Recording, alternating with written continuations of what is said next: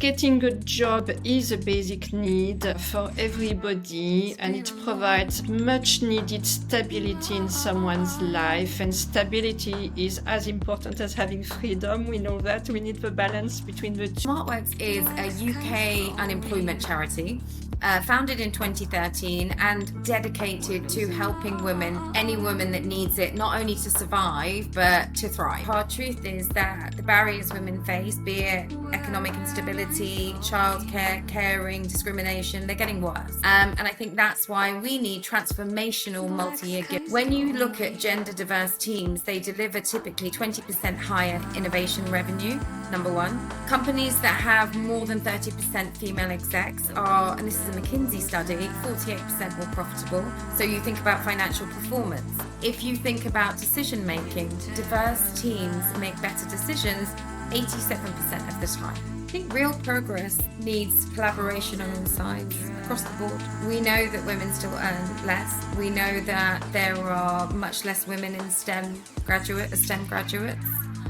We know that at board level there are a lot less executive roles held by women, and you know those issues aren't held in isolation. They're all interconnected. It's been a long night.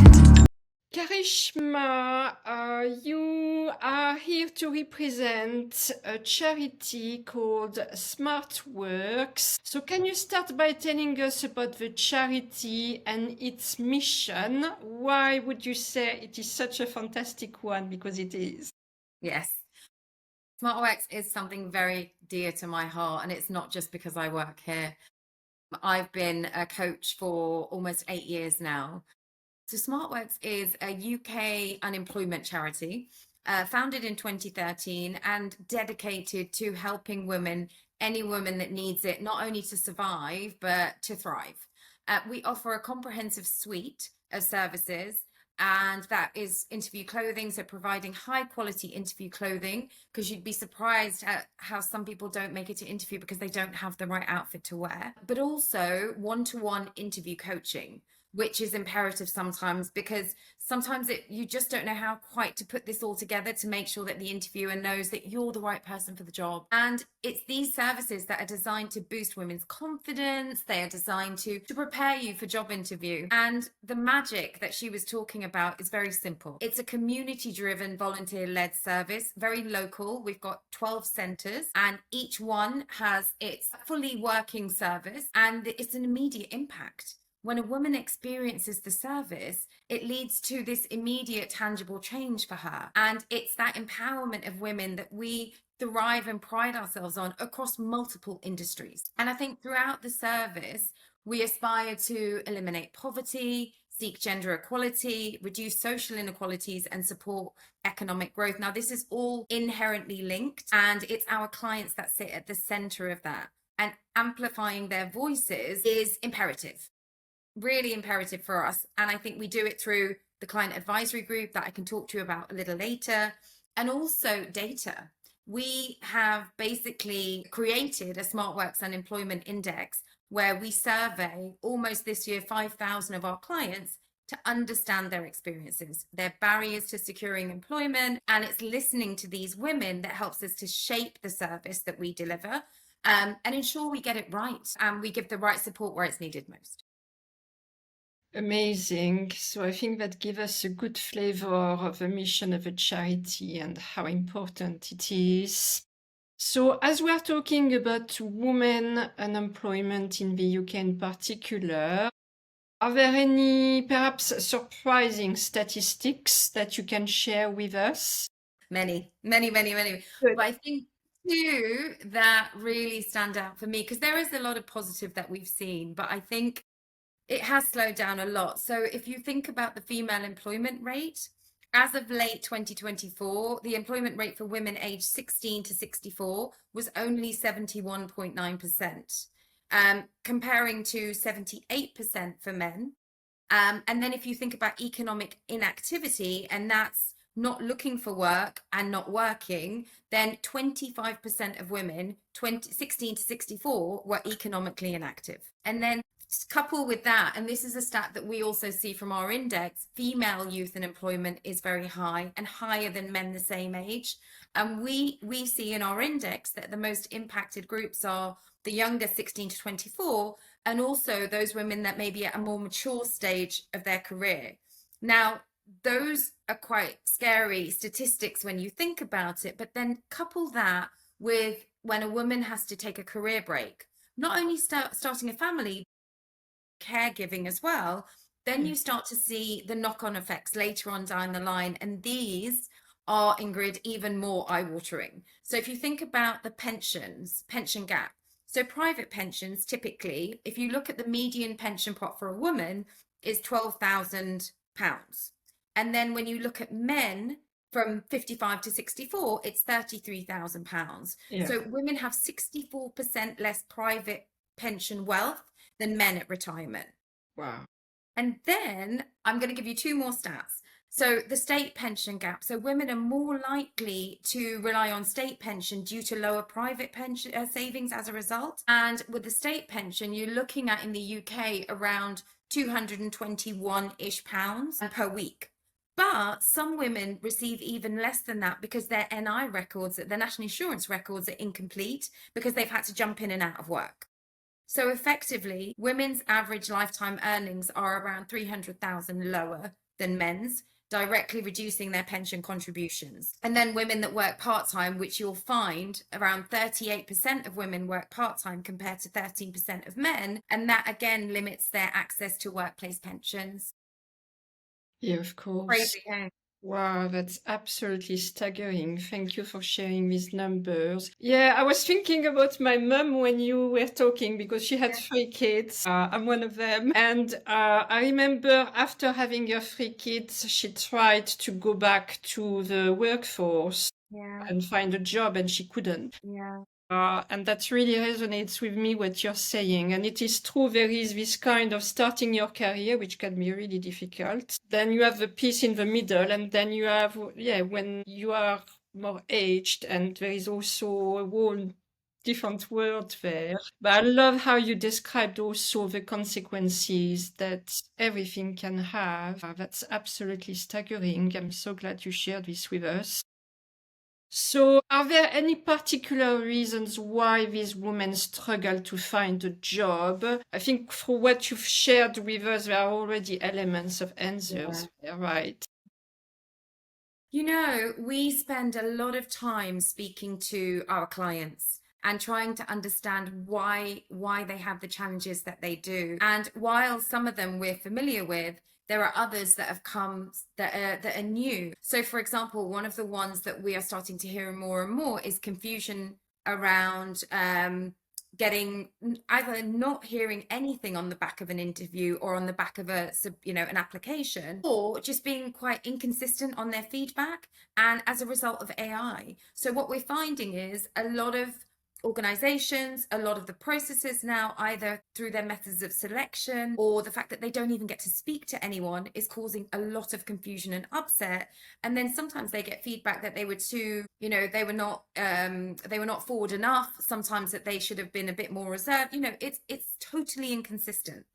So I think that's one that still comes up, sadly, is lack of flexibility. So lack of wraparound childcare, lack of flexibility in their working because they've got other responsibilities. 29% of single parents that we spoke to said that they were shut out by the rigidity of the roles. Wow. Kind of linked to that, which scared me a lot, was that they feel that there's a bit of a bias around wanting to start a family. So interestingly enough, they were actually worried that if they talked about the fact that they were getting married or they wanted to start a family, they were nervous that this might have negative consequences in terms of selection. And then I think the other one was around lack of support mid-career, which is what you were just talking about with your mother, for example. We kind of see that women over 50 will struggle to re-enter the workforce after caregiving breaks. There is, from what we've seen, an elder age gender bias, where 48%, and this actual stat was taken from the Centre for Aging Better last year, 2020, 48% of employers admit they're less likely to hire women over 50, which actually I don't know how they can admit that. But you know, when you think about these barriers, and you kind of intimated to it as well, it's the impact.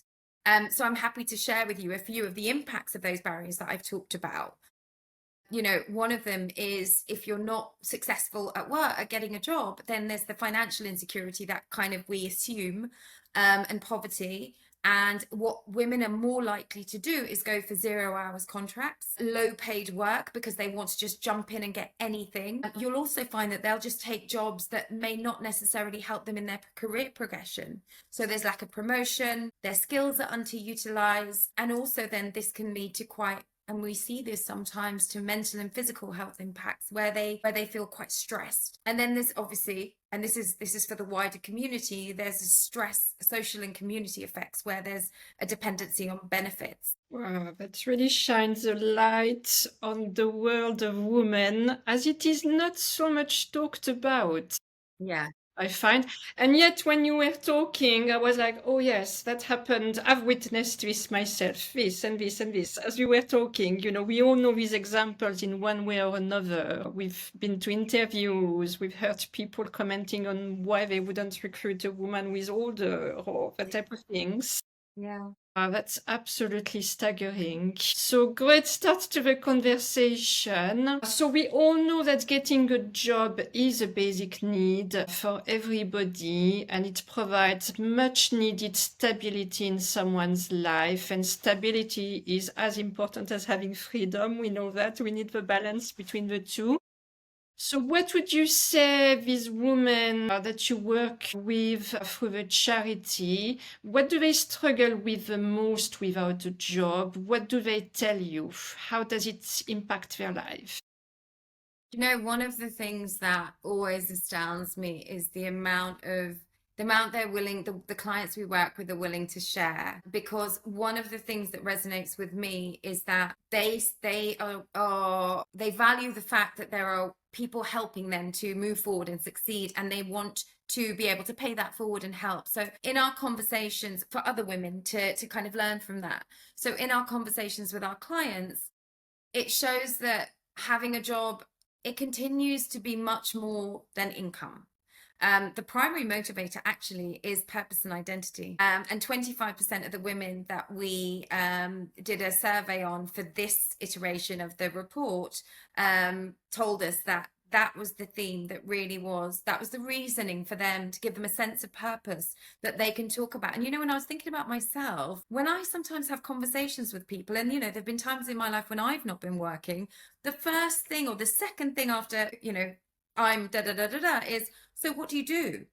Yeah. And when you don't have when you don't have anything to say or to talk to that you feel is going to put you on par, it's soul destroying sometimes.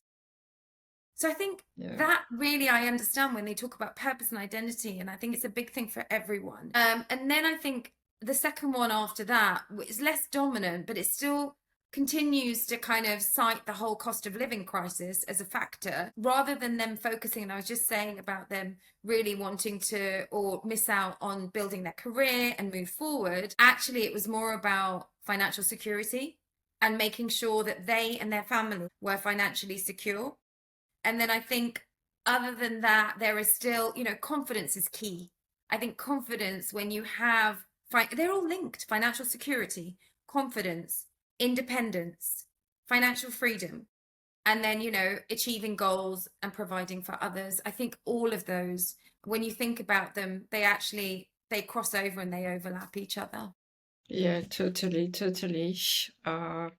I'm kind of the same as you said. I've had periods, especially in the past 4 or 5 years, when I've been unemployed. I actually had a very big chunk when I worked for the same company for 21 years. Actually, I loved the stability of it. And then things changed, and you do need to adapt to the periods when you're unemployed.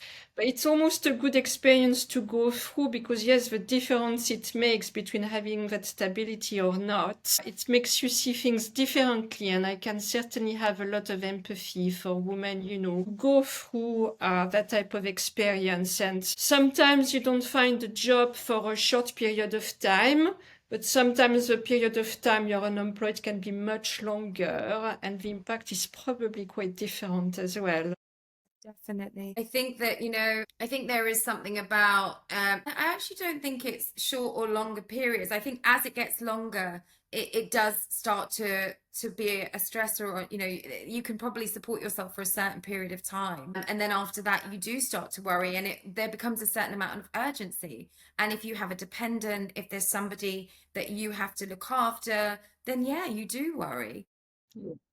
And you will just try and find anything you can, and it's those unconscious parts where you may not necessarily realize the toll it's taking on you, both physically and mentally. I believe that actually there is a lot that a job can do other than financially. Before I told you that before I started this role here, I was a coach. I think it's 7-8 years now. And every single client that I meet, I still do coaching once a month, but everyone I met, their journey was different. But every single one was underpinned with this determination to get there, determination to do it. And I think it kept me going for times when I wasn't working, because I consistently kept this going.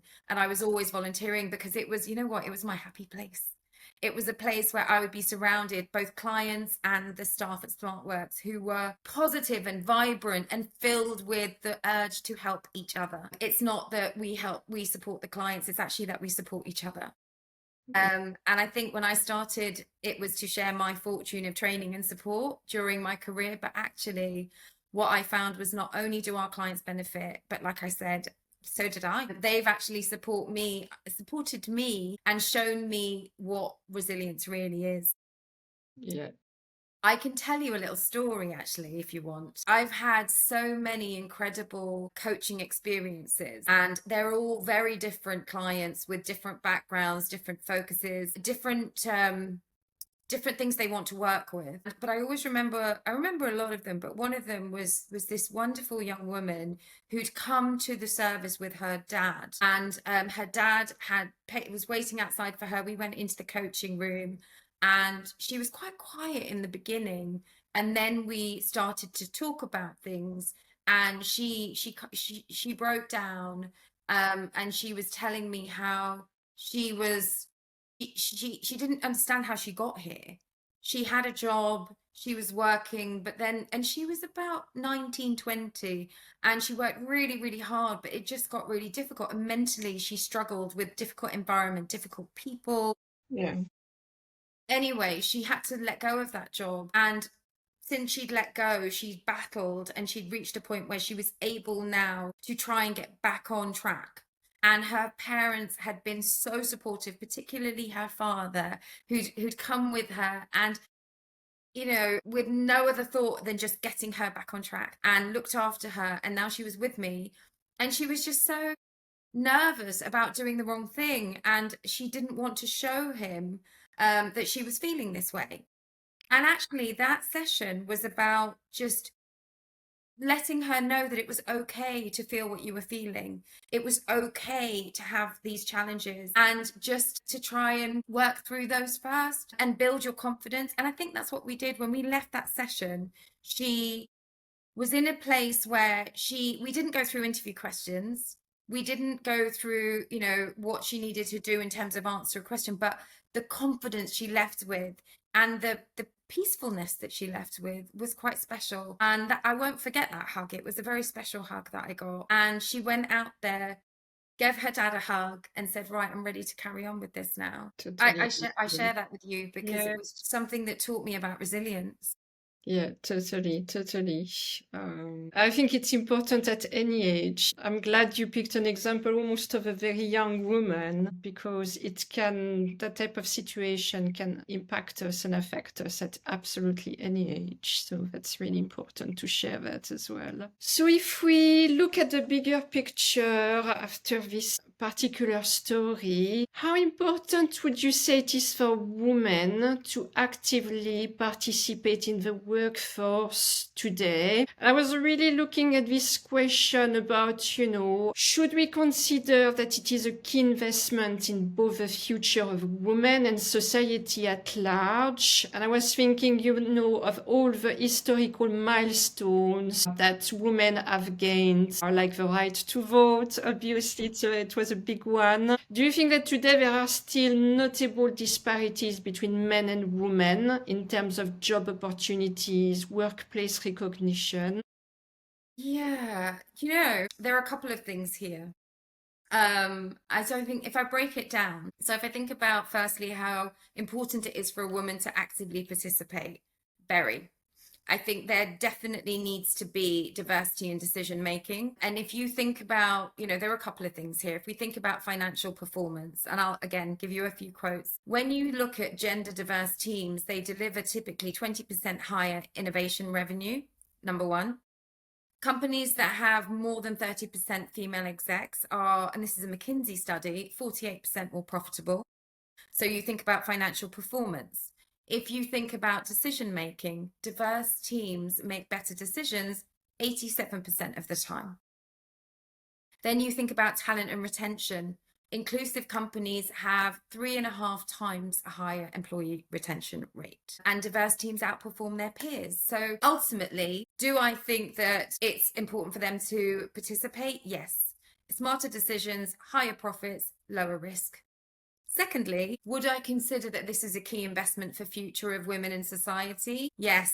If not for the reasons mentioned above on diversity, then look at these numbers. And so I was talking to our board the other week, and I was talking about these numbers. Increasing, and this is a UK government study from 2025, increasing women's employment by 5% could add up to £125 billion annually to the economy. That in itself just makes you wonder. And then from the Women's Budget Group, for every £1 invested in women's employment programs, charities can generate up to £7 in social and economic returns. So that in itself, you think about the ripple effect of just giving that small amount. And then when you think about the fact that women themselves, if they are earning, you find that they actually will invest up to 90% of their earnings back into their families, back into the communities. And so actually what that does is it fosters all of this local economic growth. So you're not just investing in a woman, you're investing in the society as a whole. And then finally, if I think about the notable disparities, then yes, unfortunately, there are. And things that we know about, we think about the gender pay gap. There is still a gap. If we think about full-time workers, there's a 7.7% gap. And then unfortunately that age gap will widen after 30, and things like the motherhood penalty or having to take time out. And then recognition, progression, career progression, we can see that there are noticeable gaps. We've talked about the motherhood penalty, and then one more that I guess I can mention is the economic activity and pension gap. We've talked about the pension gap, and then we know that a number of women, significantly more than men, are economically inactive due to caregiving, for example. So there's a lot that can be done. We just need to get on with it. There is a lot with it, isn't it? Yeah.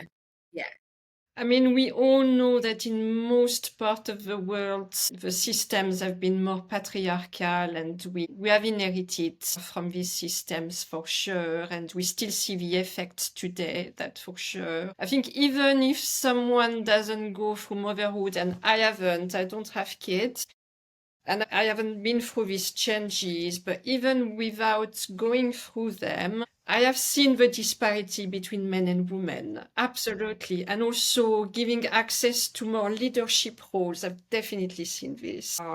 And there's been a lot of progress. And I think both men and women are wonderful, but the parity between the two is just so important. And especially when we talk of social change, perhaps even more environmental change. Yeah.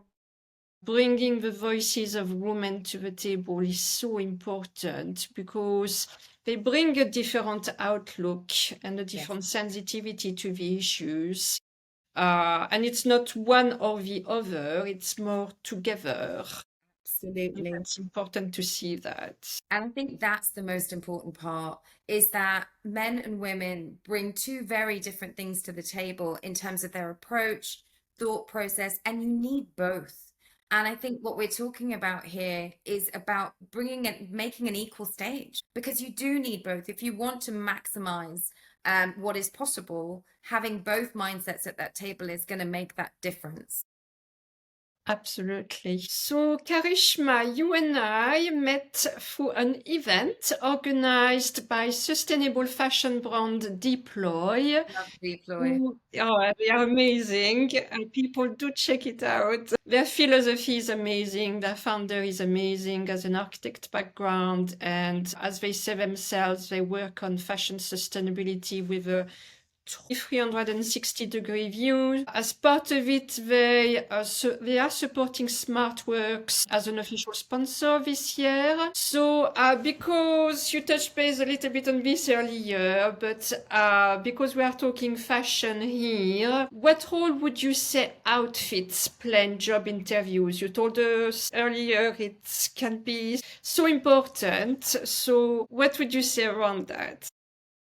You know, before I tell you about my thoughts on this, I have to say, and I'm not ashamed to say this, it has been a learning curve for me too.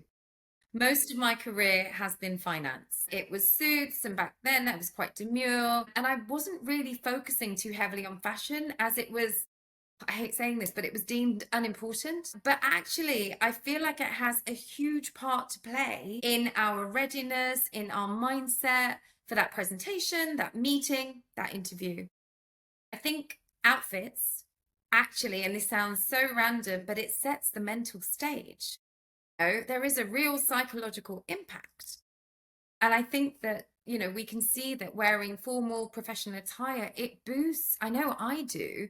If I have that red outfit on, it's going to boost my self-confidence and my, you know, my competence. It's like a confidence multiplier. And also, I think that's one thing, is that it's a huge boost when you get an outfit that you feel ready in. You don't have to worry about it. You know, you're like, I'm done. And I think one of the things when we find that outfit, that right outfit for the woman to go to her interview with, it takes away that waking up in the morning and have to think about what decision you need to make. You know, it's one less thing to worry about. And actually, candidates, clients have said to us, I just put on, I knew that I was set and I didn't have to think about that. It was all gone. You know, I just had to worry about what I was saying, where I had to get to, and just being at my optimum. The outfit was done. I think also the fact that, and we talk about this a lot when we're coaching, I talk about it a lot with the clients that I work with, and that's non-verbal communication. We know, and everybody has talked about this, that first impressions are done in 7 seconds. So you meet someone, and even not even realizing it, you've kind of taken stock of who they are, what they are. And you know, when somebody you feel is dressed well for some reason, and you feel that they're more credible. So I think it counts for so much. And I think that non-verbal coupled with verbal are a winning combination. And we've seen that when you can make someone feel good, feel confidence, and I think that outfit does provide that. It provides that external confidence. And I call it styling because, yes, we give them an outfit, but actually the wonderful volunteers that we work with style that. You know, they sit with them and they style and put that together. And that helps them to build their external confidence. And then it's the coaching that will build the internal readiness. And I think that's where, for me, the outfit has come to be very, very significant. Yeah, totally. It's only a part of it, but Yeah. it's an important part of it. Yeah. I was thinking, you know, every time before I start a podcast, you know, I do take at least half an hour, if not more, you know, to put an outfit on. You know, it's all about appearance, and it's kind of put you in the mindset of it as Yes. well. It's almost like, I guess, people working in sport as well, you know, they go into their own world before they start a performance. Yeah.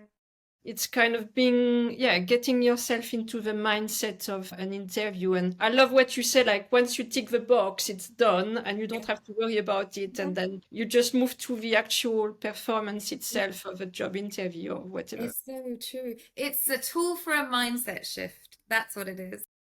Yeah.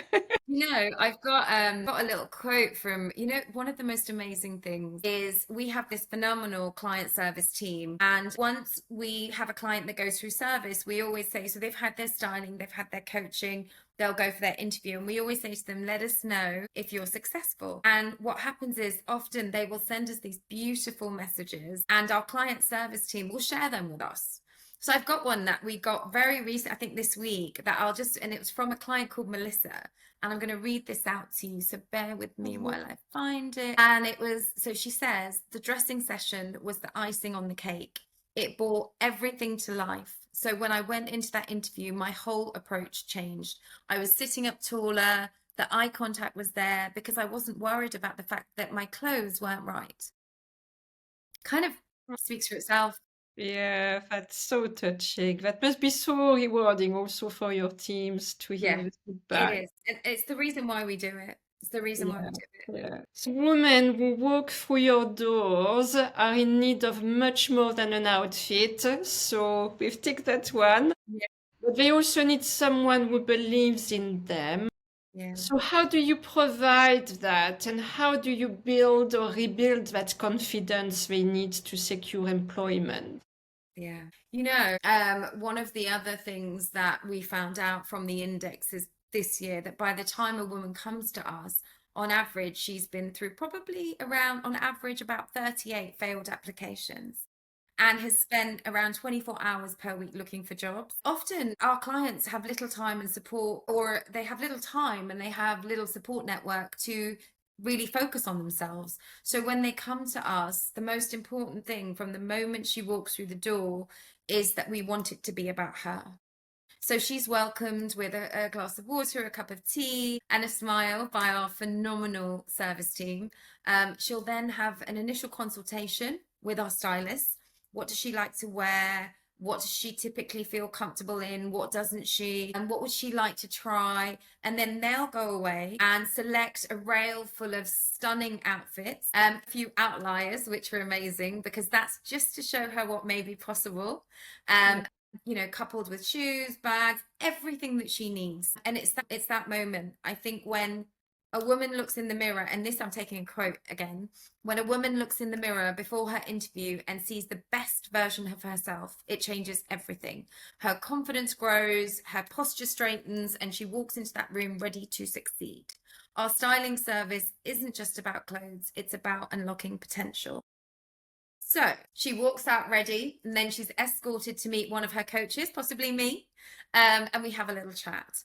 And from one client to the next, as I mentioned earlier on, their experiences, the roles they go for, what they need will be totally different. I think what's important is that they get the support that they need and get the most value from it.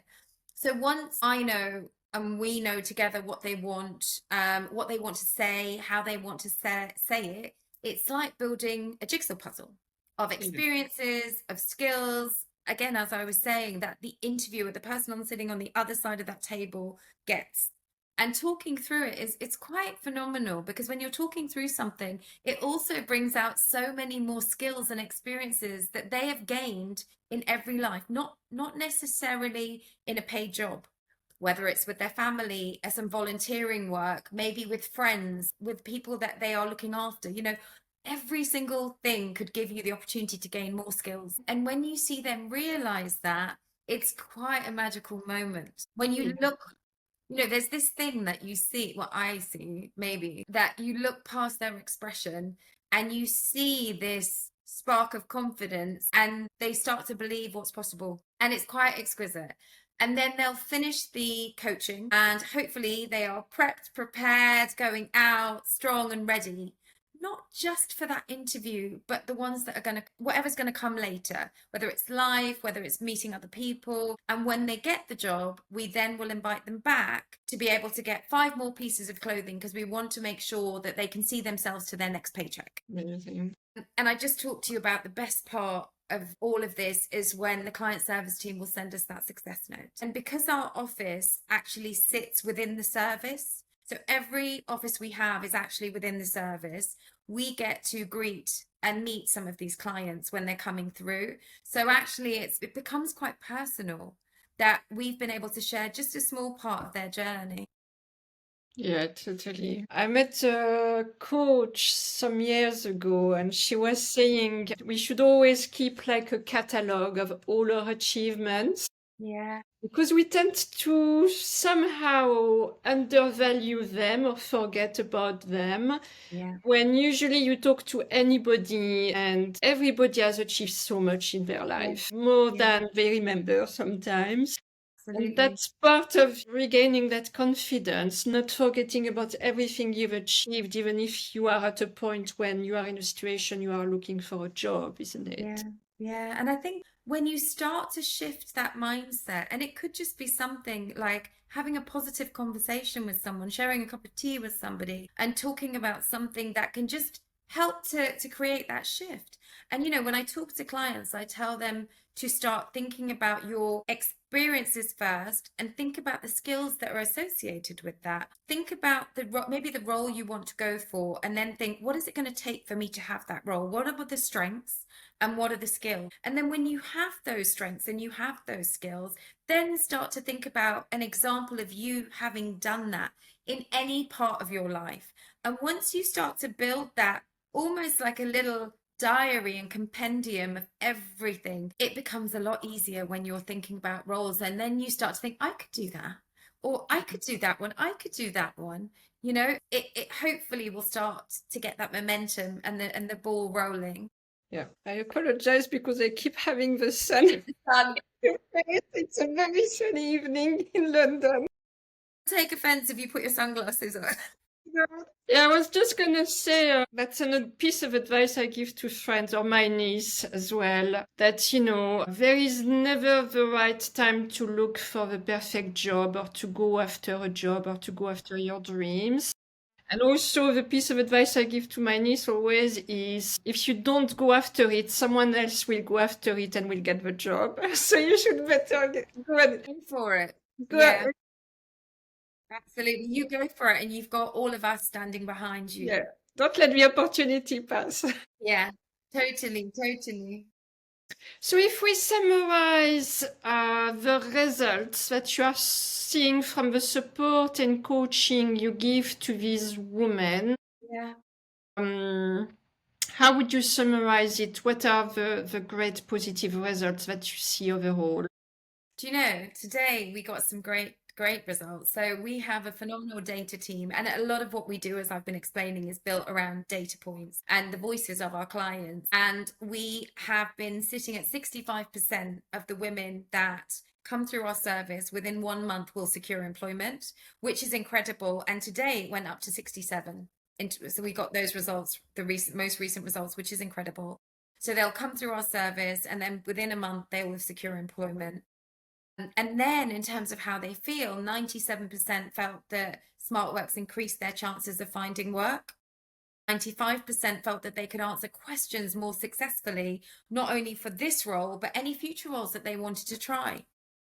I think outside of that, we're really focused on building our network. So the way our program runs, it runs on a referral scheme. So we now have 950 referral partners across the UK, which is incredible. And they are job centres, they are shelters, employability schemes, refuges and charities. And I think that speaks for itself in that, we're creating this network, and more women are now getting to know us. And even job centres, while they're preparing people and preparing women for roles, they know that they can come to us and provide that additional support to make sure that they get over the line. And I think one memory that I also have is a few months ago, we launched our index for this year at the House of Lords, and some of our client alumni were there. And I'd met one of them who was talking to me and mentioned that she'd actually now started her own business, which I just thought was amazing.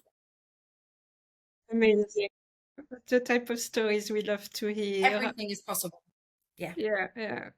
I mean, everything you shared just portrays so well the opportunities that you offer these women, and it's just so important, and it can really transform lives at the end of the day. So thank you so much for taking us through everything you do at SmartWorks. I wanted to talk a little bit more about you, Karishma. You've supported the charity for a long time. You are also the Philanthropy Manager at SmartWorks charity. What is interesting about you, you mentioned it earlier, you've got a background in driving economic growth and you spent 10 years at JP Morgan. How did the transition happen for you from really growing private wealth to now focusing on economic development that is more socially inclusive with SmartWorks? That's quite an interesting transition, isn't it? I question it myself. I think it's a great question. I think ultimately what you want to know is how I escaped the dark side. I didn't say this. You know, honestly, I think my career's always been about trying to pay it forward. My parents came to the UK in the 70s. My dad left Uganda from a means regime. My mum came from India. Neither had gone to uni. My dad had to give up to leave. And they worked super hard to give me opportunities. I finished uni and, like many others, searched for a multitude of roles. And then someone gave me a shot at JP Morgan, which for me was a game changer. And actually, I think I was there for more than 15 years.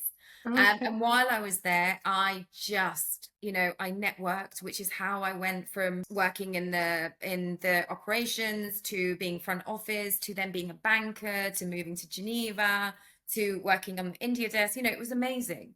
And networking got me there. Training programs, they have a phenomenal, like a lot of these big organizations, programs where you can learn, you can train, you can upskill. And that was great because it helped, that was my privilege, having the opportunity to do that. And then I jumped on every social initiative. It was really important for me to be part of the women's network. I was on the volunteer committee and we would help shelters and, make sure that there was a big element of social mobility, helping young people to experience being in an organization like JP Morgan. And that's actually how I discovered SmartWorks. And it was through a colleague who was also a trustee of SmartWorks. And I started then as a volunteer coach. I loved it. And even when I left JP Morgan in 2019 to work for a startup, I continued to do the coaching. And actually, in that startup, I'd kind of pivoted slightly. I went from working in private wealth with high net worth individuals to now helping big firms to really think about their gender equality strategies for their employees as well as for their clients. And, again, we talked about it earlier, there was an incentive because it was helping their female talent to thrive, but also for clients to see that it was it's a great organization to be affiliated with.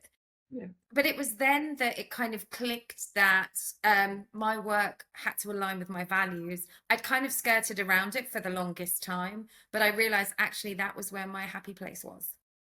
And I think the coaching gave me a lot of resilience too. As I've mentioned, it was like the women I coached that were juggling multiple things. For me, I was trying to figure out where my career lay after being in this financial, solid, safe organization with stability for all these years, going to a startup and then thinking, where next? And fast forward, I'm now, obviously, as you mentioned, building my career at SmartWorks and supporting to build their major donor strategy. I think actually my private wealth expertise, and you asked in the beginning, how does it match? It actually is very similar. When I was holistically managing private wealth, and you think about philanthropy because it is a part of your investment portfolio. Quite often now you think about individuals and they want to think about their philanthropy with as much importance and as much sophistication as they think about their investments, their monetary investments. And so actually they're very much aligned. Using my private wealth expertise, I'm hopefully helping SmartWorks to scale its impact. So actually, it's quite funny how things come full circle, right? Yeah. The more I gave, I feel like the more I gave, the more I got. Yeah. And the clients taught me as much as I taught them. So it's with that resilience. I felt it was scary to take that leap from from the private sector to working with a non-profit. It was a totally different environment to me, but one that I think is so valuable. And it makes me so happy that I'm able to align my values with my work. Yeah, totally. I actually remember on our conversation we had together, because I had a similar transition to you from a big company in the corporate world to working more with startups. And it's a transition, and then working more in the impact universe, in the impact space, with companies, driving social and environmental change, and you add that layer of purpose, that layer of values, and it does make a world of difference, and it is different. So it's really interesting to hear about your own transition in that aspect. So going back to SmartWorks and your role as a philanthropy manager today, how do you approach this role, and what would you like to achieve through it? Being a coach and having been a coach for a while is really valuable because our clients sit at the heart of everything that we do. I feel like it's given me a really good understanding of the service.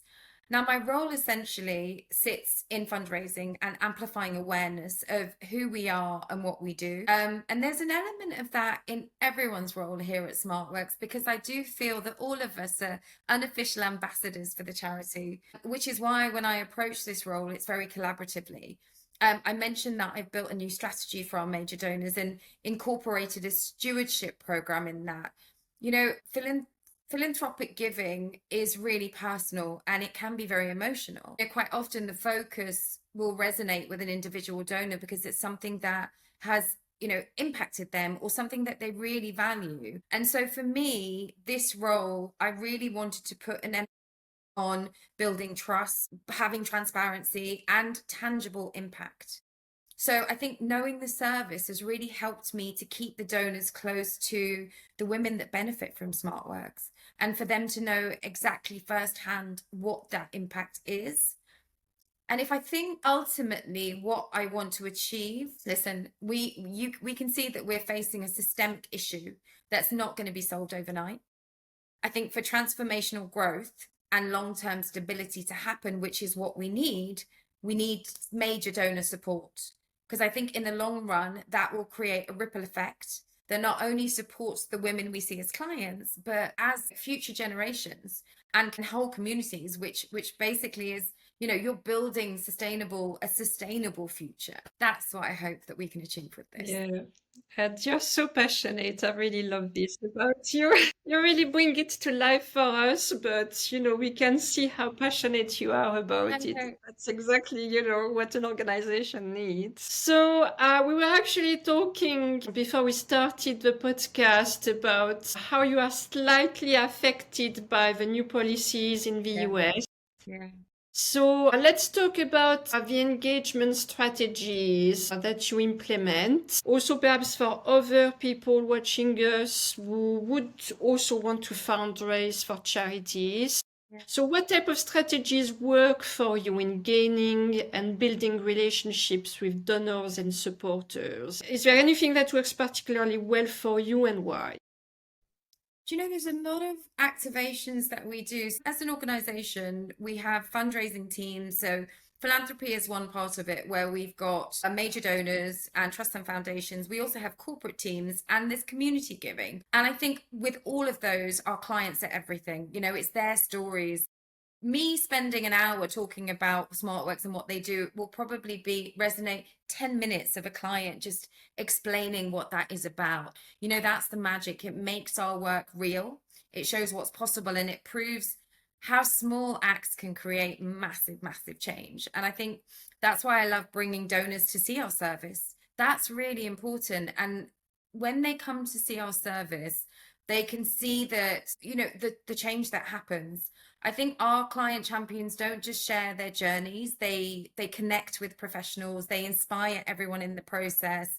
So, things like the index launch that I talked about, we had our clients there because they wanted to share what they were doing and now and where they'd come post being in that service. I don't think it's about one-off moments, it's about creating networks of people that can learn from each other, that can swap ideas, and even hopefully team up to multiply their impact. So for example, I'm building giving circles where we can come together, we can share our ideas, and passionate people coming together to talk about things they've done elsewhere, things that they know that have worked, what their new ideas might be. Those are one area.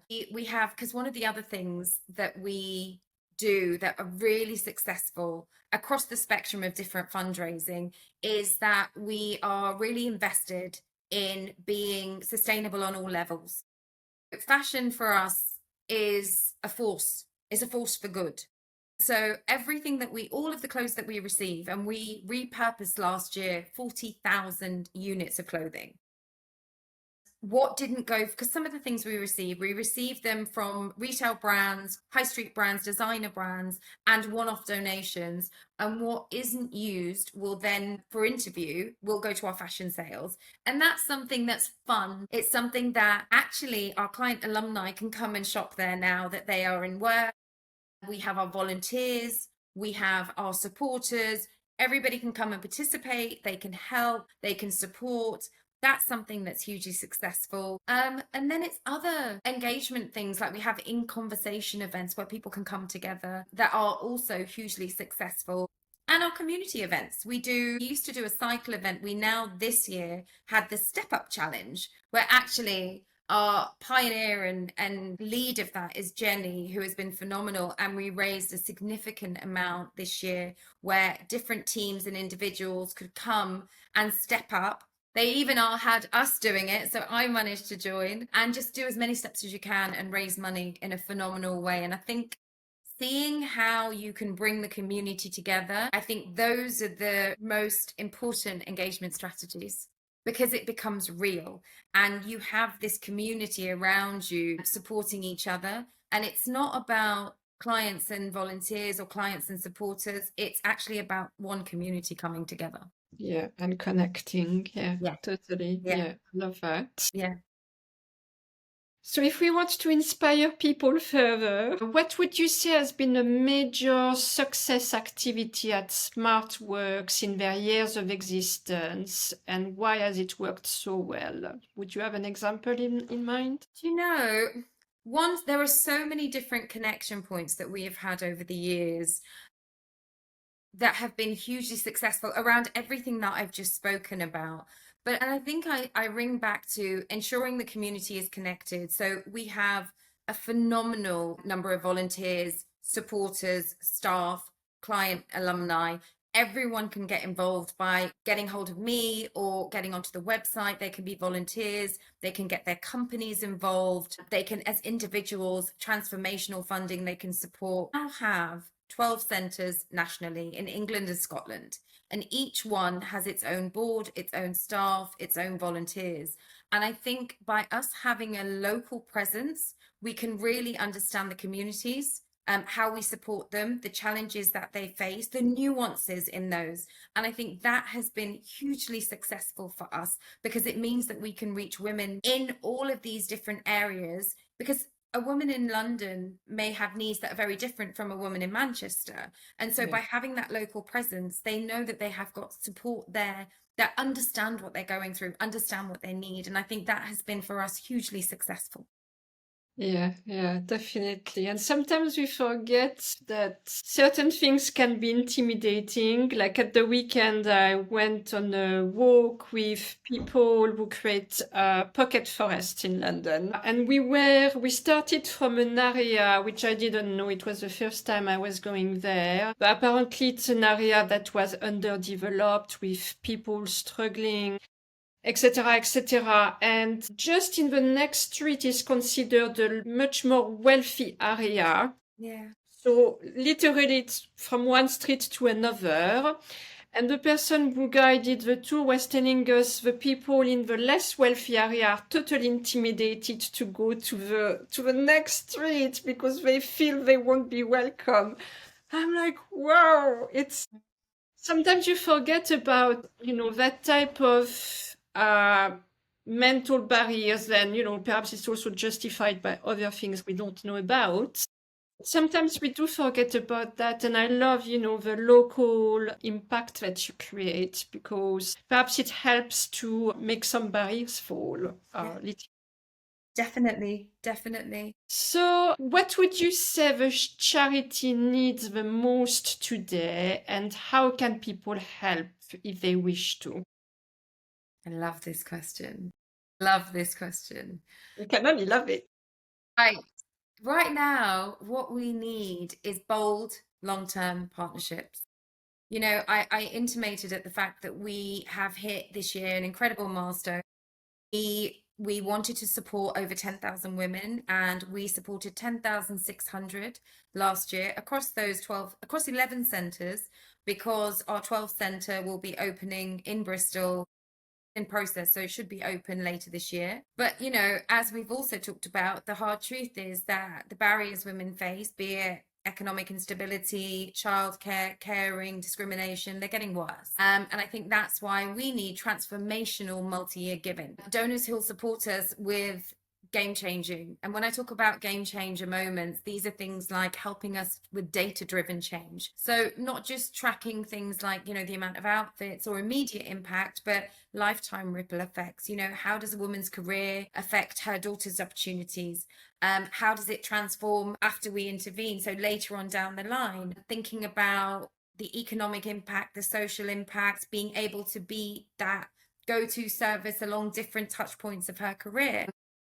On a national scale, local impact, so having pop-ups in job deserts. So we've got these centres, but then potentially we might need pop-ups that come up later on that we can be able to reach those corners of the UK. Yeah. The other really big thing is digitisation of our service, and we're starting to do that. Everything we do now is quite manual, and our service delivery will book in appointments manually. They'll call to reconfirm, and actually being able to give our clients autonomy to modify their because things happen when you are going through life. You might need to change an appointment. We all do it. So Yes. giving them that, exactly, giving them the authority to be able to do that themselves is a game changer. And then the other thing is about advocacy. We really want to be an advocacy charity that raises the voice of our clients, but also create a ripple effect for new practices. So those are all of the ways that can help as a major donor, an individual donor. If we can fund 1, 2, 3-year initiatives, it's a complete game changer.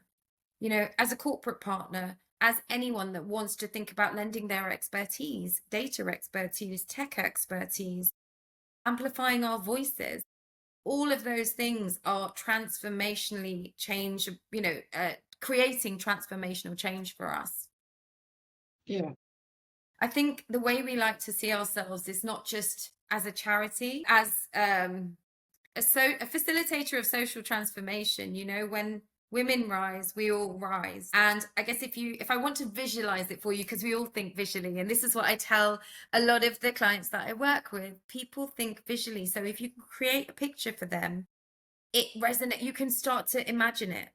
And so I guess if we're building a ladder, we need donors that can help to support us and hold that base steady. I think that's the way I want to see it.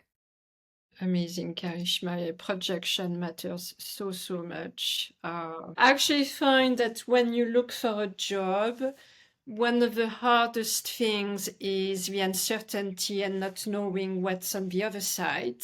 Yeah. And as you said, you do need to visualize or try to project yourself in the best way you can. Yeah. And you've got to go through this. So Yeah. that's a really good point. So in your time spent with SmartWorks, what have been your personal highlights and why? And it can be anything you want, but perhaps something that fulfilled you personally. I've talked about it, I think, throughout this session. And I think there are so many examples of when I've coached. I think about it, I feel quite emotional. I've laughed, cried, sometimes just been quiet with clients.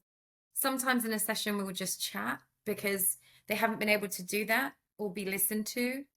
Seeing them leave with their shoulders carrying a little less stress, and a little more confidence. It's really difficult to articulate, but it's quite magical. I talked to you about the young woman who came with her dad. She was so determined, but also not to show her dad too much of that pain because he's been so supportive. And I felt really grateful that she'd been able to share that. And I felt privileged that she felt lighter and I could be a part of that journey, and that she was ready to tackle that job search again, I think. And I think the second one is the team. I mean, they're absolutely incredible. You know, there's a lot that we have to do, and with finite resources. And I know that because I come from the corporate sector. Yeah. So we have finite resources as a charity. And I think the national team are powerhouses, and it never ceases to amaze me when I came in and I saw just the amount that they're able to achieve. Everyone is driven by the want to do something positive and with purpose, and it's quite spectacular to see it. Amazing. And yeah, teamwork and the team you have around you makes such a difference. And when Yeah, the spirit is there, yeah, you can move mountains without forcefully the big needs that you do need still. totally, Yeah. totally. So Karishma, I wanted to finish with a few kind of wider questions that also go back to what you aim to do with a bigger picture. As we mentioned earlier, you've placed a strong emphasis in your career on economic growth. I've seen that you completed the Columbia University's The Age of Sustainable Development course Yeah. to deepen your understanding of inclusive and environmentally responsible development. So, what were your biggest takeaways from the course, and how can they help guide more effective progress in today's world? I'm asking you the question because, when I connect with people who really focus on social and environmental change today, a lot of people today go through additional education. And my personal view to create change is that we do need to educate ourselves more and more, almost going back to school. I always say we all need to go back to school. So I'm really interested to hear from you about this experience you had with this specific course. Do you know, I took this course when I told you that I'd done that journey where I had, I'd grown so much, and JP Morgan had given me so much. It was incredible. And it really gave me my baseline of how I wanted to kind of move forward. And then I moved on to the startup. And then, the more I took that journey, the more I was trying to figure out the best way to incorporate that corporate world with being sustainable and get it right. How do you bridge finance and philanthropy? How does that actually work? So I took this course, and wow, so it was Jeffrey Sachs' course and covered so many different things. I guess there were maybe three lessons that I feel resonated the most with me, and maybe I could think about putting the two together. So I think the first one was about growth, and it was about how growth has to be inclusive to be sustainable. Because I think that you can't have growth. And I think in his core thesis, he said GDP alone ignores inequality. And I think, for example, at our charity, we prove this daily. When I told you about the Social Mobility Foundation stat, where every woman employed adds 250 to the economy for every pound invested, there it is for itself, shared growth in action. So I think to have growth, and we talked about it when we talked about diversity around the table, when you have growth, if it's sustainable, i.e., if you have diversity around that table and it's inclusive, it's only going to be more. It's only going to grow bigger. So I think that's growth at its best, because it's sustainable, it's inclusive, and actually you can move so much further forward. So that's one. When I think about the SDGs, the sustainable development growth, if you think about using them as a blueprint, really, for business, if I take our sector and we think about partnering with firms in sustainable fashion, for example, you're turning it into a career pipeline. So you're thinking about organizations that are now sustainable, couple that with more and more people thinking responsibly, maybe a newer generation that want to do things differently, they want to invest their money in a more sustainable way, that's your market. That's your business essentially, because if they don't buy from you, if they don't invest in you, or talent don't want to work for you, then where's your business? So I think being able to think about it in that way and using those SDGs as a business blueprint, then hopefully we start to more realign ourselves in that direction. And in doing that, businesses start to think about how they can become more sustainable because it's their talent pool and it's also their future business. Yeah. And I think that maybe the other one would be about maybe the fact that we've got systemic change. We need systemic change, but they don't fix themselves. And actually, we need, as a whole organization, from government to corporate to, we have to come together.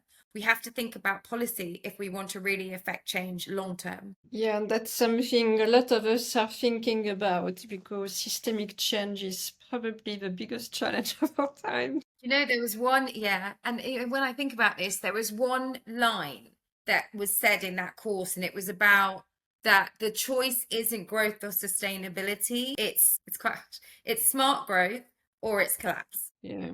We have to promote this sense of urgency, I guess, to make sure that we can try and get there.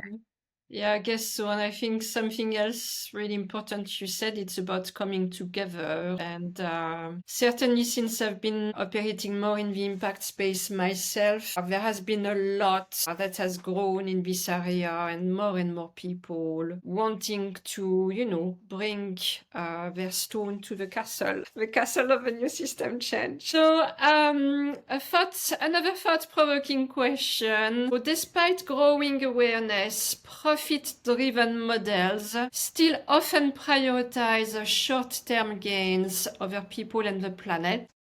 So do you believe it is truly possible to reshape the global economy to prioritize social inclusion and environmental sustainability? And how do you think we can get there? It's a very broad question, but with your economic, I wonder how you're going to approach it.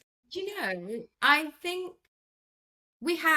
think yes, I do agree with that. And I think it is possible. I think we've talked a little bit about this already. It's not going to be easy, but I think it is possible. And also, it can be profitable. I think we've talked a little bit about it already. So, for example, firstly, the gender dividend, I mentioned it earlier on, where companies with diverse leadership deliver higher return. There is a McKinsey study, I think it's about 48% higher return on equity when you have a company with diverse leadership. There is still a pay gap, and that's a huge loss. But I think when you invest in women, you start to see the value. So there's this gender dividend that's real, and we have to start thinking about fueling inclusive growth. The other thing, which I think is really important and gives any company the competitive edge, is diversity of thought. We talked about this. Teams with gender balance, they innovate faster. They have that, you need men, you need women, you need both around the table because we think so differently. In my last role, we did a lot of reporting, and one of them was around social media and its impact on women and men. And it's really interesting because when you think about how a woman thinks, it's very much, and this is why women want to invest sustainably, because it's about the story. Who does it impact? What are the wider reaching implications? Tell me the story and I'm more likely to invest and take notice, which is why those story-driven sales work more so than when it's a lot more about numbers and it's very direct and driven. And so actually you need both when you're thinking about business. So I think diversity of thought gives you a competitive edge to solve challenges, to design more sustainable practices. So I think that's another one. And what I just talked about was about how consumers think with their wallets. So if you think about the fact that a lot of them now are thinking more sustainably, they want to look under the bonnet, if you like, to see what your practices are internally as well as what you're selling externally. If you think about consumers buying more sustainably, obviously it makes sense to really think about focusing more on the sustainable practices, and because there is going to be eventually a profit made from this because all of your consumers are heading that direction. Yeah. Yeah, that's something I'm trying to look at more and more, because I think we need to remember that it's important to put a value on things, because then that becomes more tangible for people, and showing that whatever we do can generate and does generate value, and what is that value. I don't think we do that enough today. Whether it's for social causes or environmental causes, because we've inherited systems from the past that we need to move away from. It's like, what do the new systems bring in terms of value to people? Whether it's jobs, that's an easy one, and we're talking about that today. But that's really, really important. And I think everybody who works for social causes, environmental causes, really needs to tackle that angle, because, as you were saying, people are also making decisions with their wallet, very much so. And we need to be able to demonstrate the value it brings, whether it's a green economy or, other societal values. So a last kind of broad question for you. So in your view, which areas, whether policy, business, education, or anything else, urgently need meaningful progress to create a more equitable and sustainable future? What do you think we need to tackle more urgently? Yeah, I think real progress needs collaboration on all sides across the board. We know that women still earn less. We know that there are much less women in STEM graduates. We know that at board level there are a lot less executive roles held by women, and those issues aren't held in isolation. They're all interconnected. So I think that all sides, I think we need to kind of be moving in the same direction. So breaking silos, aligning efforts, because I think it's systemic. The change is systemic and it needs to be tackled from different sides and come together. So, if you think about policy, childcare, making their provision for wraparound childcare. I think that's a big problem. I think there are business definitely, when you're thinking about jobs that are available. Think about what we talked about the diversity, the dividend, diversity dividend. Education, we know, I think that we are getting less, the pipeline is less for STEM subjects, and they need to see more role models that look like them at that age in these different roles. And philanthropy, obviously we have finite resource, so we need policy, we need education, we need business to come together to be able to facilitate hopefully what we can do. And I think that having that equity come together is the fuel that we need to keep on going. I absolutely love that we finish on this, Karishma, because we are all one, we are all interconnected. I loved that you were talking about mother care, childcare, because everything is connected, isn't it? Yeah. You can't look at just one issue or one thing in isolation. Yeah. And also, I think when we give, we always get back as well. I don't think we say this enough. Sometimes, people like to keep things tight and stay in their own bubble, but we need to be more open. And I love your element of collaboration as well. That's so important.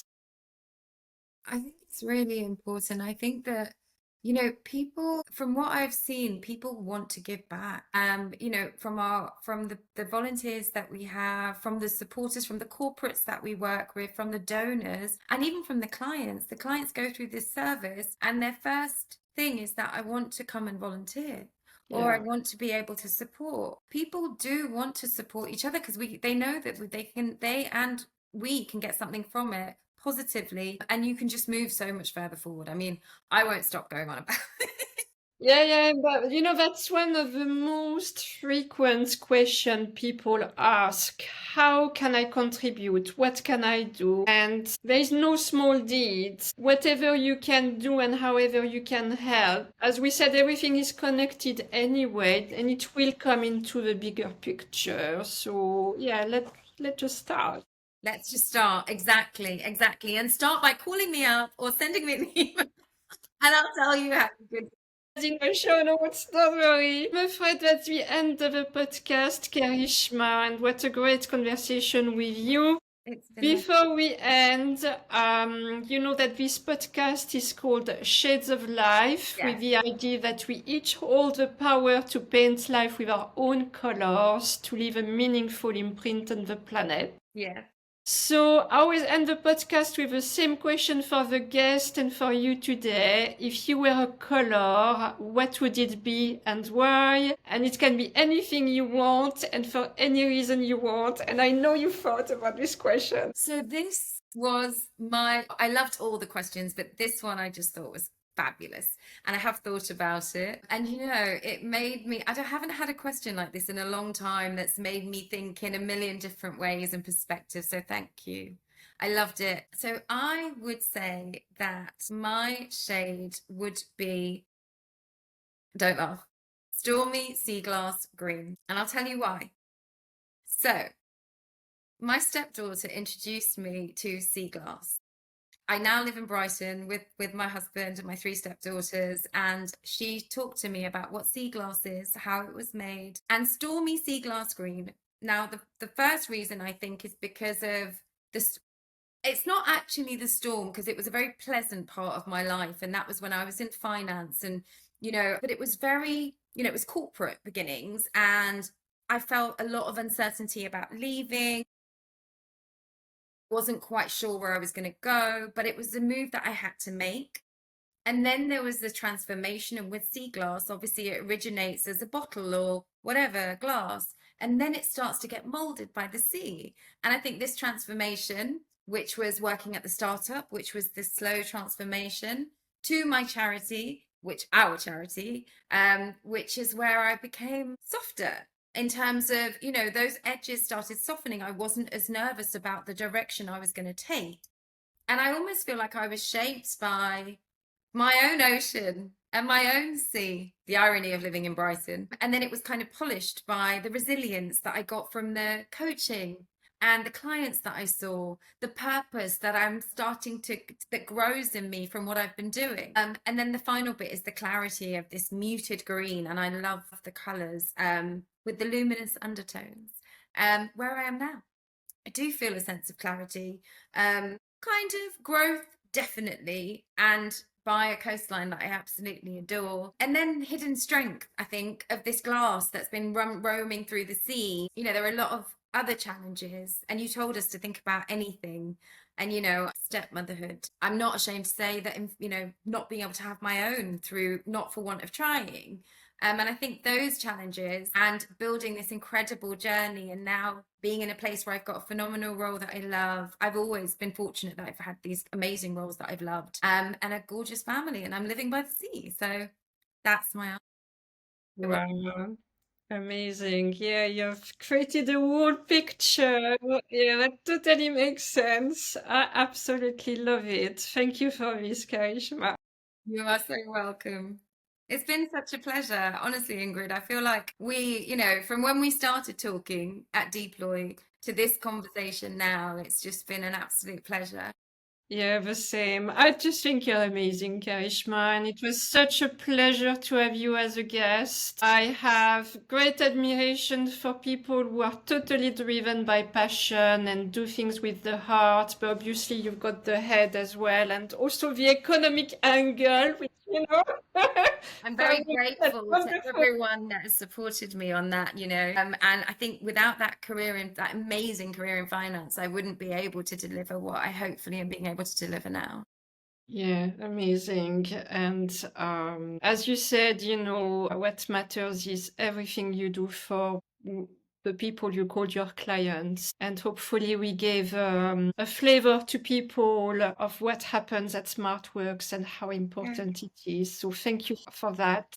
Thank you for giving us and giving me the platform to be able to talk about all of this. It's a real pleasure.